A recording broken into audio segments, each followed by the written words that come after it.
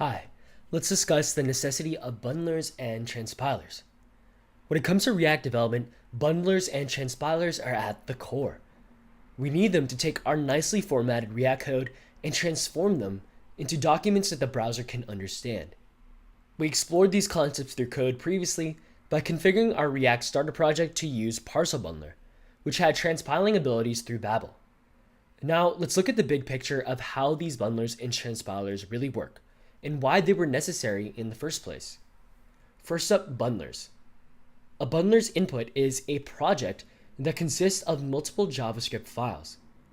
The bundler will then package all of those files and build one overall JavaScript file. This includes all custom JavaScript code in the project and all imported code from node modules like React and React DOM. For our bundler, we're using Parcel. It's a great one with a minimal configuration and a very fast engine. But there are other popular options you might have heard of, like Webpack and Browserify. Bundlers are necessary because the browser doesn't support the import and export system. The way you include JavaScript code is by including script tags right into the index.html page. Now, you can include as many scripts as you like, but this can often lead to confusing situations. After all, the browser loads the code based on the order of the scripts, so one script can technically already be using variables and methods defined in another script. But then one other script might want to use a method defined in a script below. And now we have to deal with properly ordering the scripts, and this becomes a huge mess as we add more and more scripts with interdependent script functionality. In addition, this becomes even more annoying as you have to make sure you avoid variables and method names that have already been defined in previously ordered scripts.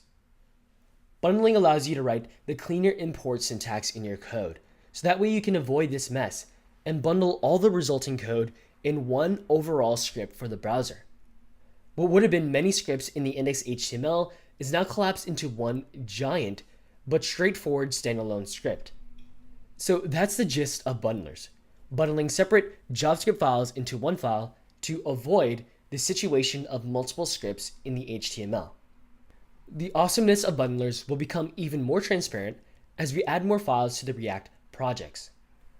Next, we came across the big topic of transpilers. For our transpiler, we use a technology called Babel. Babel does the crucial job of taking newer JavaScript and React syntax and transforming it into a syntax that the browser is actually compatible with. Now, it's curious that if a browser has a JavaScript environment, well, why is it that it can't support all syntaxes of JavaScript? The answer is that JavaScript is its own independent language. The development and improvement of the JavaScript language happens at its own pace. And this development is separate from the development of browsers. Browsers are made by their own companies. Therefore, the development of the JavaScript environments must happen in response to the language itself. Naturally, the browsers are always playing this game of catch-up, as there will come a day where the JavaScript language has a new feature that the browser hasn't been updated to support yet. The browser will always remain a little behind, as it has only been programmed to currently support the previous subset of the JavaScript language features. Now, the good news is that a lot of the newer features that are added to JavaScript can be transpiled into more verbose versions of JS that all browsers are already compatible with. This allows us to use a technology like Babel to translate our clean modern JS code into the older equivalent JS syntax that the browsers can handle. And this applies to our React code. The example we came across was JSX, a React-specific syntax.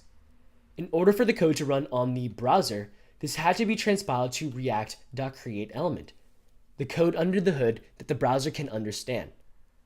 Okay, that covers bundlers and transpilers. They're the foundation of React web development, as React can't successfully serve its web apps without these technologies. Next, we're going to move on to exploring the document object. We've come across document.getElementID a couple times already, but I can't emphasize enough how important it is to have a good grasp of the overall concept of the document for web development. The entire purpose of React is to optimize its relationship with this very document object, so a thorough understanding of React requires a thorough understanding of the document as well. Okay, see you in the next one. If you enjoyed this content, head to davidtkatz.com. There, you'll find links to full courses, as well as to reach out and connect with me.